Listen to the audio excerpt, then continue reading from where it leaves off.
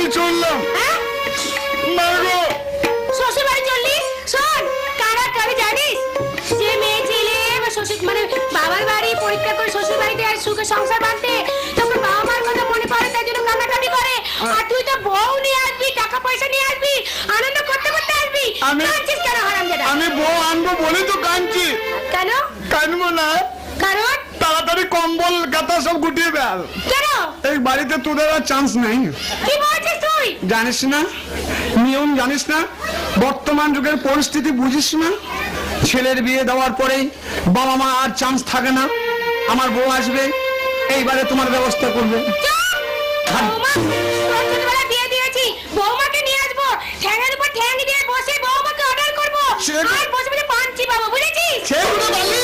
তাহলে কি বলতে? আজকালকার ছেলের বিয়ে দেওয়ার পরে কি হয় জানিস? কি?